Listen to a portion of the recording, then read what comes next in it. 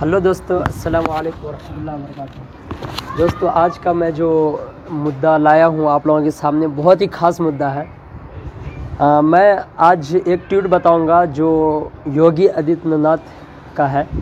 तो आप पढ़ सकते हैं, सामने ये ट्वीट लिखा हुआ है कि जो बच्चों को लैपटॉप टैबलेट वगैरह देने के लिए आज इतने दिन से जो देश में टीचर वगैरह जितना भी है सब धरना दे के बैठे हैं, उनके लिए कुछ नहीं किया जा रहा है। इस देश में सब यही हो रहा है। और हमारे जो विनय दुबे सर हैं वो जो बयान दिए हैं, पूरी बयान सुनते हैं, कुछ अपने लोग डिस्कस कर लेते हैं।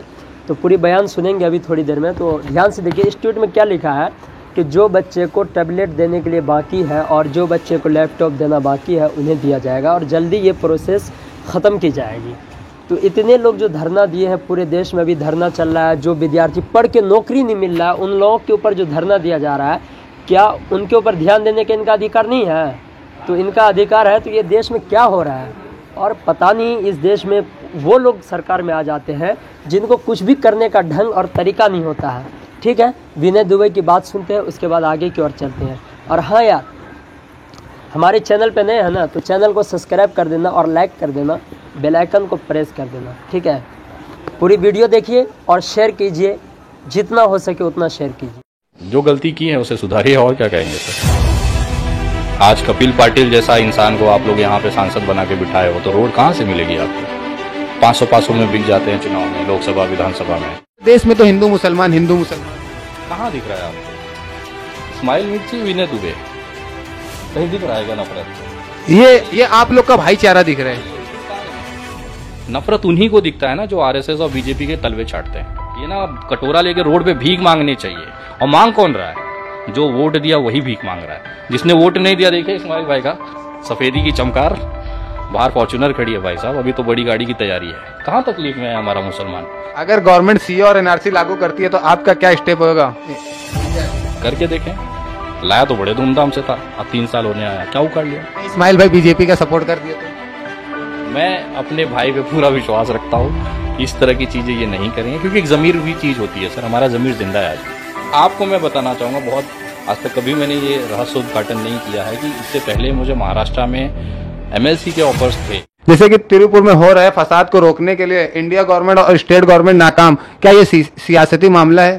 अरे भाई साहब, जिसकी जन्म की पैदाइश ही मुसलमान की वजह से हुई हो, जिस सरकार की रोजी रोटी मुसलमान के नाम पे चलती हो, जिसका ऑक्सीजन मुस्लिम हो, तो त्रिपुरा ये सब तो नॉर्मल है सर। अब उस इंसान से कैसे आप ये उम्मीद कर सकते हो कि वो लोगों को जिंदगियां देगा, जो खुद एक जिंदगी नहीं दे पाया, पत्नी छोड़ के भाग गया। जिम्मेदारी से भागा ना, देश जानता है। मैं आज भी अपनी पत्नी के साथ रहता हूँ। वो बहादुर है कि मैं बहादुर हूँ? आप बहादुर हो। पत्नी पालना इतना आसान नहीं होता भाई साहब। जो भी वीडियो देख रहा है, सारे पति जो है उनको पूछिएगा पत्नी पालना या पत्नी के साथ रहना क्या होता है। वो आदमी बोलते हैं डरपोक किस्म का आदमी, वो हत्या ही कर सकता है। गोधरा में अगर 2000-5000 लाशें नहीं गिराया होता तो मुख्यमंत्री, उसकी औकात है क्या मुख्यमंत्री बनने की? ये दंगे फसाद ना हो। अभी यूपी चुनाव है ना, त्रिपुरा क्यों हो रहा है?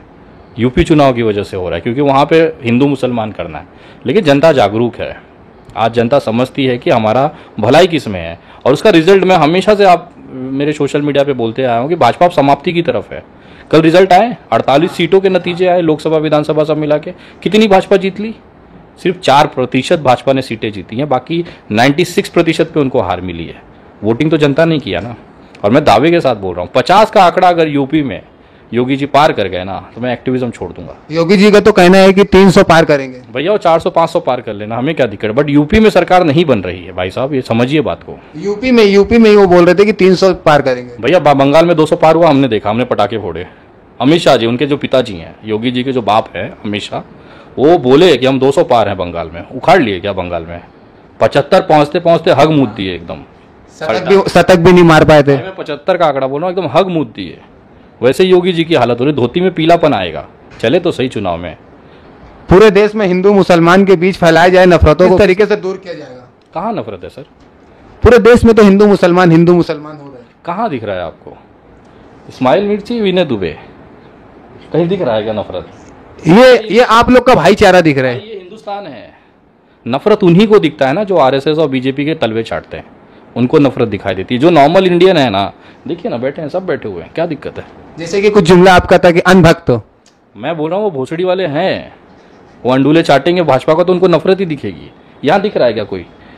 इस्माइल भाई यहाँ बैठे हुए हैं, विनय दुबे यहाँ पे बैठा है, ये हिंदुस्तान है, ये दिखाइए ना आप लोग। और एक चीज आप ये गलतफहमी उतार दीजिए कि देश में नफरत चल रही है, लहर है, हिंदू मुस्लिमों के टकराव है, कहीं नहीं है भाई साहब। ये सिर्फ न्यूज चैनलों पे आप देखते हैं, जमीनी हकीकत पे आज भी सभी प्यार मोहब्बत से रहते हैं, सभी एक दूसरे की मदद करते हैं।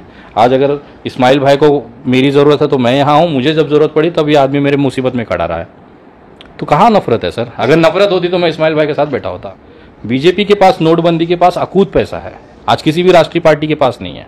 आप बीजेपी का जो डोनेशन आया है ना, अगर सिर्फ इलेक्शन कमीशन ऑफ इंडिया के साइट पे चले जाइए, 70% उनकी रेवेन्यू बढ़ी है। पार्टी का जो चंदा आता है, टिकट मतलब आप ये समझिए प्राथमिकता लेने पे देना होता है, बाकी चीज़ों पे देना होता है, तो 70% उनकी अब अर्निंग बढ़ी है।